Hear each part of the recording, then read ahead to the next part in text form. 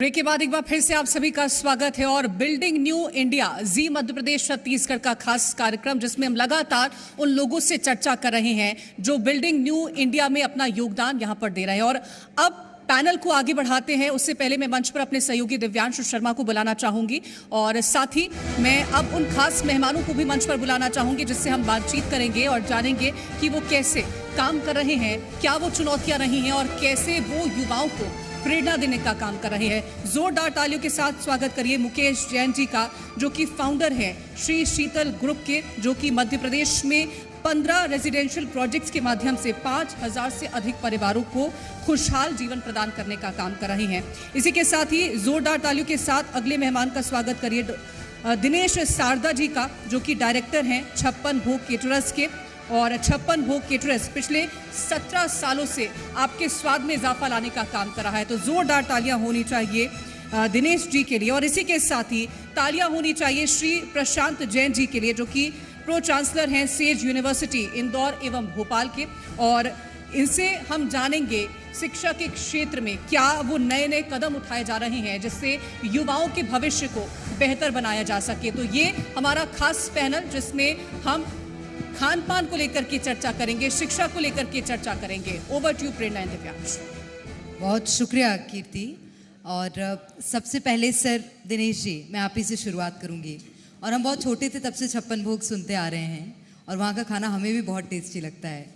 ये इसकी शुरुआत कैसे हुई और बहुत कम समय में इसने अपना नाम बहुत जनता के बीच में पा लिया है, कैसे इतना संभव हो पाया? सर माइक ले लीजिएगा। सभी को जय श्री कृष्ण। दीदी, शुरुआत किसी भी चीज़ की होती है तो परिवार से ही होती है और ये जितना भी मेरा कर्म चालू हुआ वो मेरे परिवार से ही हुआ। इसमें मेरे गुरुदेव, मेरे मदर फादर और मेरे परिवार का जो योगदान रहा कि स्वाद की दुनिया में हम पैदा हुए। इंदौर एक स्वाद के लिए जाना जाता है और इंदौर शहर में ये कार्य करने जब हम उतरे थे तो मुझे जानकारी है कि 2004 में ये बिज़नेस मेरा शुरू हुआ। मैंने मेरे मित्रों की शादियां संभालता था। शौक पापा के साथ ही था, स्वाद का ही शौक था। और जब हम आगे बढ़े तो मेरे दोस्तों ने बोला कि यार अपन क्यों नहीं इसको बिज़नेस में प्लान करते हैं। मेरे परिवार के लोगों का भी सहयोग रहा, मेरे गुरुदेव का भी सहयोग रहा कि भोजन एक ऐसी चीज़ है कि हमारे परिवार में कोई भी आता है तो हम स्वागत में पहले उसको शिष्टाचार से बिठाते हैं और उसके बाद ये पूछते हैं कि क्या खाएंगे आप या क्या लेंगे आप। तो ये शिष्टाचार हमारे मन में बसा और इस चीज़ को लेकर मैं आगे बढ़ा। और आज मेरे साथ मेरे परिवार के लोग भी आए हैं जिन्होंने मुझे शिष्टाचार और वर्किंग में आगे बढ़ाया। तो भोजन की ये दुनिया में हम जब बढ़े तो स्वाद एक ऐसी चीज़ होती है कि आप उसमें आपका सहयोग करें। हम घर की भी बात करें तो घर में अगर हम दाल बघार रहे हैं तो हमारा ध्यान दाल में होना चाहिए। अगर हमारा ध्यान टीवी में है तो आपका जीरा जल जाएगा। तो वैसा ही हमने ध्यान हमारे भोजन की व्यवस्था पे दिया और इंदौर शहर के मार्मिक परिवार और अच्छे अच्छे परिवार से हमें कैटरिंग का आयोजन का न्योता मिलने लगा कि आप हमारी शादी को संभालें। तो हम लोग उसमें इंक्लूड हुए और आज हम इस चरण पे पहुँचे कि लोग आपने भी हमें यहाँ आमंत्रित किया और शहर के लोग हमें पहचानने लगे। भोजन का नाम सुनकर जो है मन चटपटा हो गया। मुकेश जैन जी, शीतल ग्रुप की जब हम बात करते हैं 15 रेजिडेंशियल प्रोजेक्ट्स, शून्य से शिखर तक का सफर। डेवलपमेंट एक ऐसा इंपॉर्टेंट एस्पेक्ट है रेजिडेंशियल प्रोजेक्ट में जहां आपको इनोवेटिव भी होना पड़ता है, आपको कस्टमर की डिमांड का ध्यान भी रखना पड़ता है। मध्य प्रदेश में इन डेवलपमेंट को ध्यान में रखते हुए, इन प्रोजेक्ट्स को पूरा करते हुए आप क्या देख रहे हैं आने वाले भविष्य के लिहाज से भी, और कैसे विचार आया, कहां से शुरुआत हुई? सबसे पहले मैं धन्यवाद करूंगा जीटीवी का और बिल्डिंग न्यू इंडिया कार्यक्रम का। बहुत ही अच्छा कार्यक्रम आप लोगों ने ऑर्गेनाइज किया हुआ है। शीतल ग्रुप भोपाल में आसपास के क्षेत्रों में काम करता है। 1998 से हमारी कंपनी की शुरुआत हुई थी। भोपाल के आसपास छोटे छोटे ज़िले हैं, विदिशा है, रायसेन है, सीहोर है, मंडीदीप है। इन सभी क्षेत्रों और भोपाल में हम लोगों ने सबसे पहले वहाँ प्लॉट काटने की शुरुआत की थी, जब छोटे छोटे ज़िलों में कॉलोनियों के बारे में लोग जानते नहीं थे। तो शुरुआती दौर में हम लोग घर घर जाते थे प्लाट बेचने के लिए कि भैया हमसे प्लाट ले लो, हम ये कॉलोनी काट रहे हैं। आप यकीन नहीं मानोगे, 100 रुपये फीट में हम प्लाट बेचते थे। आज उन्हीं कॉलोनियों में 3,000 और 4,000 रुपये पर स्क्वायर फीट की बात लोग करते हैं बेचने और ख़रीदने के लिए। तो शुरुआत हम लोगों की 98 से हुई थी। फिर भोपाल में लगातार काफ़ी प्रोजेक्ट हम लोग मल्टी स्टोरी के कर रहे हैं, प्लॉट के भी कर रहे हैं, अब डुप्लेक्स के भी काफ़ी प्रोजेक्ट किए हैं। पर इस समय अभी हमारा एक नया प्रोजेक्ट आ रहा है, लग्जरी सेगमेंट में आ रहा है, क्योंकि अब क्या है, लोगों की सोच बदल गई। पहले हम लोगों ने शुरुआत 5 लाख रुपए से भी की है। 5 लाख रुपए में फ्लैट बेचे। मतलब भोपाल में अगर शीतल ग्रुप को कोई जानता है तो सस्ते घर बेचने के मामले में फेमस है हम लोग।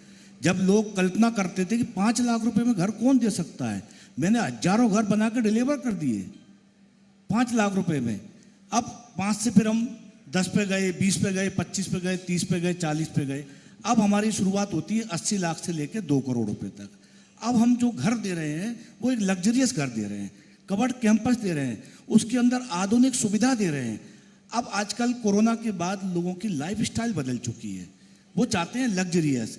जैसे घर के अंदर हम पूरा फर्निश्ड घर दे रहे हैं, सोलर पैनल दे रहे हैं रूफ टॉप पर। अब आपको बिजली की टेंशन ही खत्म 25 साल तक, 30 साल तक। एक बड़ा सरदर्द रहता है ना, 10,000 का बिल आना, 5,000 का बिल आना।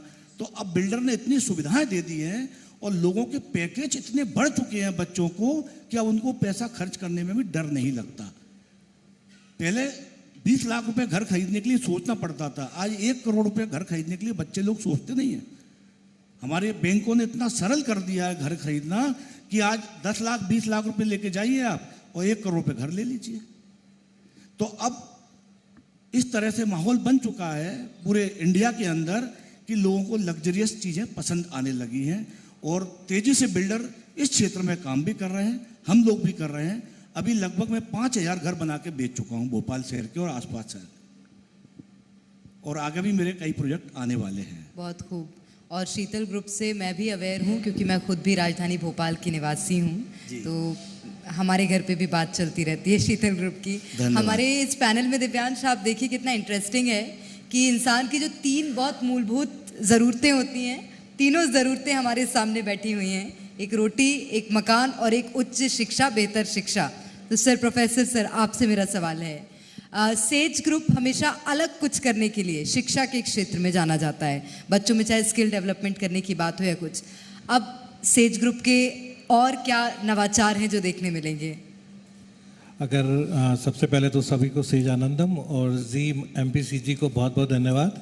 आप लोग हमेशा जो आपने नवाचार बोला वो आप लोग करते हैं और उसको हम लोग कहीं ना कहीं आगे बढ़ाते हैं अपने क्षेत्र में। तो जो बिल्डिंग न्यू इंडिया का जो कंसेप्ट आपका है, जो थीम है, इनफैक्ट वो सभी जगह भी देखेंगे तो आदरणीय हमारे जो प्रधानमंत्री जी हैं, तो मोदी जी जब से आए तब से बिल्डिंग न्यू इंडिया ही चल रहा है और उसमें कहीं ना कहीं एजुकेशन और यंग जनरेशन। अभी आप देखेंगे पूरा हम बोलते हैं कि वर्ल्ड का जो 65% की आज इंडिया की जो पॉपुलेशन है वो यूथ पॉपुलेशन है और वो कहीं ना कहीं एजुकेशन से जुड़ी हुई है। तो अभी नवाचार जो शब्द है वो उनके लिए तो बहुत अच्छा है, हम लोगों को बहुत डिफ़िकल्टी जाती है उसको कंसिस्टेंटली बढ़ाने के लिए। बहुत सारे कोर्सेज हम कर रहे हैं कि वो हमारे जो चांसलर इंजीनियर संजीव अग्रवाल जी, उनका एक विज़न बहुत अलग है। उस विज़न को लेके हम लोग रोज़, मुझे लगता है एक नया दिन, एक नई सोच लेके आते हैं और सोचते हैं कि आज ये बच्चे इनको क्या चाहिए। कभी वो चैट GTP पे आ जाते हैं, तो कभी वो AI पे आ जाते हैं और कभी हम गुरुकुल की बात करने लगते हैं। तो कहीं ना कहीं जब अभी नई जो न्यू एजुकेशन पॉलिसी आई उसमें भी वही कंसेप्ट आ गए कि आप नया साथ साथ जोड़ते जाओ, 2 डिग्री साथ में और दे दो और साथ में उसके जो बच्चे के शौक़ हैं वो भी साथ में पूरे हो जाएं। अगर वो इंजीनियर बन रहा है तो उसको डांस का शौक़ है तो साथ में कर ले, अगर वो सिंगर बनना चाह रहा है और साथ में इंजीनियर बनना चाह रहा है दोनों कर ले, अगर वो एडवोकेट बनना चाह रहा है और उसके साथ में भी अगर उसको लगता है कि नहीं वो मैं कुछ डिज़ाइन में वर्क कर सकता हूँ तो वो AI UX आ जाए। तो ये जो नवाचार है ना, इसके लिए हम लोग को बहुत एडजस्ट करना पड़ता है क्योंकि जो टीचर्स हैं जो पढ़े हुए हैं वो तो 1 डिग्री ला चुके हैं, अब उनको उन नए बच्चों के साथ नया करने के लिए नया सीखना पड़ता है। तो अब जो हमारा जो ग्रुप है सेज ग्रुप, वो कंसिस्टेंटली आप देखेंगे रोज़ रोज़ हम इनोवेशंस करते हैं, हम डेली बात करते हैं आपस में। हम लोग के जो व्हाट्सएप पे ग्रुप्स हैं, हम लोग के टेलीग्राम पे ग्रुप्स हैं, तो हम उसमें रेगुलर कन्वर्सेशन करते हैं। जो हमारे वाइस चांसलर्स हैं, हमारे एमिनेंट प्रोफेसर्स हैं और साथ ही हम लोग भी, और साथ में हमारी 2 नई एग्जीक्यूटिव डायरेक्टर वो यंग हैं, साक्षी और शिवानी अग्रवाल। तो वो दोनों अपने नए नए उसमें बोलते हैं ना, जो भाई साहब की लैंग्वेज बोले तो तड़का डालते रहते हैं, उसमें नए मसाले यूज़ करते हैं कि आज की नई जनरेशन को अपडेट करने के लिए हमको उनसे 4 गुना बड़ा अपडेट होना पड़ता है। अभी हमारी दोनों यूनिवर्सिटी में एक जगह करीब हम 16 इंस्टीट्यूशन चला रहे हैं, भोपाल में और इंदौर में भी करीब 16 इंस्टीट्यूशन चल रहे हैं। एक्सेप्ट मेडिकल एजुकेशन ऑलमोस्ट सारे इंस्टीट्यूशंस हैं। लॉ में हम लोग बहुत अच्छा काम कर रहे हैं। एग्रीकल्चर इंदौर में जो हमारी सेज यूनिवर्सिटी इंदौर है उसमें एक नए आयाम कर रही है। आप भोपाल में देखेंगे तो आर्टिफिशियल इंटेलिजेंस पे हम बहुत ज़्यादा काम कर रहे हैं। और जो परफॉर्मिंग आर्ट्स हमारा भोपाल का जो इंस्टीट्यूशन है उसके जो स्टूडेंट्स हैं वो आज AR रहमान साहब के साथ काम कर रहे हैं, अनुपम खेर जी के साथ काम कर रहे हैं, सौरभ शुक्ला जी के साथ काम कर रहे हैं। तो कहीं ना कहीं हमें भी प्राउड फील होता है कि हाँ, हमारा मध्य प्रदेश आज ग्लोबली हमारी यूनिवर्सिटी के बच्चों के और हम लोग के कारण जाना जा रहा है। New horizons, new development, new thinking. Prashant ji, एक शब्द का सवाल है, आपको चटपटा खाना अच्छा लगता है या फिर कम तीखा? कम कैसे खाते हैं खाना? चटपटा, कम तीखा या कम मसाले वाला? अब इंदौर में आए हैं तो यहाँ तो हर कुछ अच्छा लगता है और खाने आपका? का। दिनेश जी से पूछूंगा, लेकिन पहले आपका क्या कैसा खाना अच्छा लगता है? खाना? हाँ हाँ पहले चलता था चटपटा, अब नॉर्मल कर दिया है। हाँ दिनेश जी, 2 लोग हैं हमारे बीच में, अलग अलग स्वाद है। अब जब अलग अलग स्वाद है तो कैटरिंग व्यवस्था के सामने ये सबसे बड़ा चैलेंज होता है। इस चैलेंज को पार पाना सबसे बड़ी चुनौती है कि जिसका जैसा स्वाद, जिसका जैसा मन, उसका रखना है उसका ख्याल। फिर क्या करते हैं आप? सर, इसके लिए सबसे पहले शुरुआत होती परिवार के द्वारा। हम परिवार में, अभी मैं मेरी लाइन की बात करता हूँ तो मैं मेरे बिजनेस को अलग तरीके से लेकर गया। पहले परिवार में क्या होता था कि फूफा जी, मासा जी, काका जी, नाना जी जो भी होते हैं भोजन व्यवस्था संभालते थे। एक तख्त लग जाता था और महाराज आ जाते थे और भोजन बनता रहता था, मस्ती से भोजन बनता रहता था। उसमें जानकारी रहती थी कि यार परिवार में कोई फीका खाएगा तो उसका फीका भोजन निकाल देते हैं, कोई मसालेदार खाएगा तो मसालेदार, और लहसुन प्याज जो खाएगा उसका लहसुन प्याज का भोजन अलग से बन जाएगा, या तो उस पर लिख देंगे जैन भोजन या मेन कोर्स जो भी है। अब हमारे साथ जो व्यवस्था रहती है, जब हम परिवार में जाते हैं तो जो हमारी लाइन में है बहुत सारे, कहीं ऑफिस पे भी विजिट कराते हैं, हम घर जाते हैं, हम घर बैठकर पूरे परिवार के साथ सम्मिलित होते हैं और परिवार में पहले हम ये जानकारी लेते हैं कि ये समाज कौन सा है, क्योंकि हर तरीके का भोजन हर तरीके समाज के हिसाब से भी बनता है। हम माहेश्वरी हैं तो हमारे यहाँ लहसुन प्याज चलता है, लेकिन हर चीज़ में नहीं चलता है। जैन समाज है तो वहाँ तो अंकुरित, मतलब आप माने कि गाजर है, जो भी अंकुरित आइटम होती है वो नहीं बनती है। अब सिंधी समाज है या पंजाबी समाज है तो वहाँ लहसुन प्याज तीखा चलता है। तो परिवार में हम जब जाते हैं तो हमको जानकारी आ जाती है कि परिवार में क्या भोजन लगेगा, कैसा टेस्ट लगेगा, और लगता है कि यहाँ पर इस तरीके से भोजन स्वाद देना है। तो जब बच्चे बैठते हैं तो बच्चों की आइटम्स आती है कि किसी को पिज़्ज़ा पसंद है, किसी को मोमोज पसंद है, तो हर तरह का शेड्यूल एक पास होता है। हर शेड्यूल से भोजन की व्यवस्था बनती है और उस शेड्यूल से ही हमारे जितने भी शेफ़ होते हैं उनको वर्किंग दिया जाता है कि हमको इस तरीके से प्लान करना है। और जब हमें जानकारी रहती है कि हमारे फूफा जी उनको फीकी सब्जी खाना है, तो हमारे जो भी मैनेजर रहते हैं, जो भी हमारे सुपरवाइजर रहते हैं, उनको एक व्यवस्था देती है। दिनेश जी, आपको तो ध्यान से सुन रहे हैं कि लग रहा है कि ऑर्डर आने वाला है। जी जी जी जी। तो सर इन व्यवस्थाओं को ऐसे सुचारू रूप से चलाया जाता है, क्योंकि देखिए ये एक टास्क होता है, एक विषय होता है, क्योंकि पहले परिवार के लोग संभालते थे शादी। अब शादी में 3 फंक्शन ज़रूरी होते हैं, एक लड़का अच्छा मिल जाए या लड़की अच्छी मिल जाए, दूसरा जिस जगह हम जा रहे हैं वहाँ व्यवस्था अच्छी मिल जाए, और तीसरा है जो भोजन बनाने आया है वो व्यवस्थित हो। तो कैटरस बहुत सारे नाम होते हैं। इंदौर में शहर की होटलें हैं, सर हैं तो उनको होटलें मालूम होगी भोपाल की कौन सी बेस्ट है। आप इंदौर से तो आपको जानकारी होगी होटल कौन सी बेस्ट है। लेकिन कैटरस बेस्ट कब होता है? जब आपकी पार की नज़र उस पर पड़ती है। कुछ नाम रहते हैं जो चलते रहते हैं, हम जैसे कि नाम है जो चलते नहीं, लेकिन कहीं ना कहीं जब हम शेड्यूल में आते हैं, व्यवस्था में आते हैं और हमारी मेहनत से हम यहाँ पहुँच जाते हैं। तो इसमें मेहनत का सबसे ज़्यादा तर्क रहता है सर।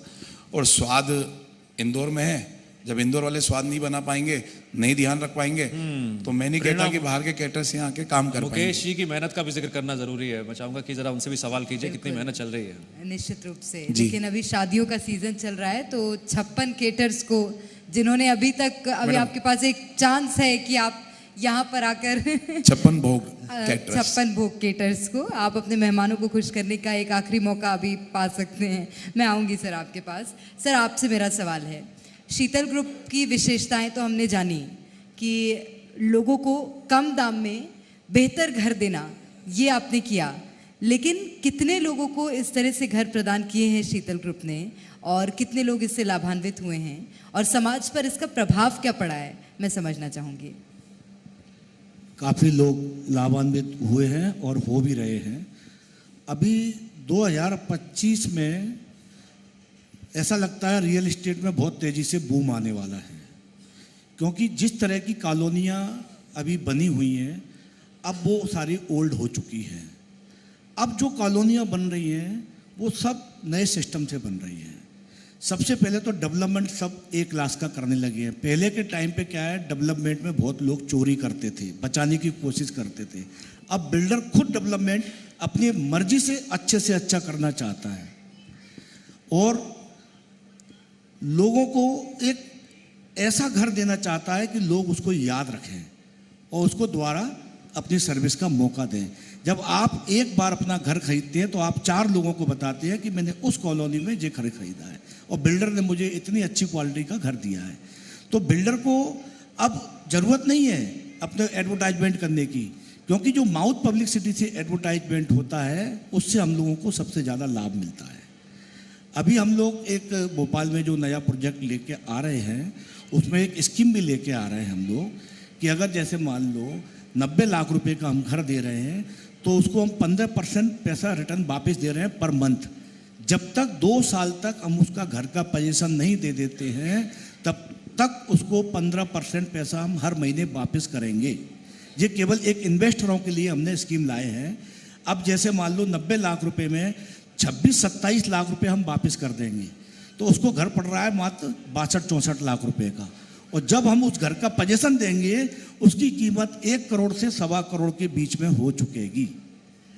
तो मतलब इस तरह की स्कीम के भी हमारे पास घर है।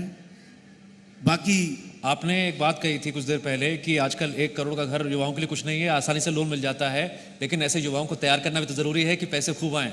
उसके लिए सेज यूनिवर्सिटी काम कर रही है, प्रशांत जी काम कर रहे हैं। बिल्कुल बिल्कुल। प्रशांत जी, बच्चों को पढ़ाया लिखाया, मैं 3 केंद्र बिंदु पर सवाल कर रहा हूं, रोजगार, युवा और जीवन में उन्नति।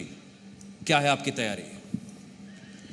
अगर आप देखेंगे कि एक्चुअली जो हम लोग काम करते हैं वो इन्हीं तीनों चीज़ों पे कर रहे हैं। आपने जो तीनों चीज़ बोली है, आज की तारीख में जो भी नई शिक्षा नीति बनी है वो सिर्फ इन 3 चीज़ के लिए बनी है कि रोज़गार तो अभी आजकल सब बोलते हैं और हम उसके लिए सारी तैयारी कराते हैं। हमारी दोनों यूनिवर्सिटीज़ और जो हमारे इंजीनियरिंग कॉलेजेस हैं वहाँ स्टूडेंट को डे 1 से हमने एक स्टूडेंट प्रोग्रेशन इंडेक्स का करके हम करते हैं कि बच्चा जब घुसा तो हम मान के चलते हैं वो 0 लेवल पे एक बेस प्लेटफॉर्म पे है, और जब उसकी 3 साल की डिग्री है, 4 साल की डिग्री है, तो हर 6-6 महीने में उसका असेसमेंट होता है और हर 6-6 महीने में उसके स्किल सेट चेंज होते हैं।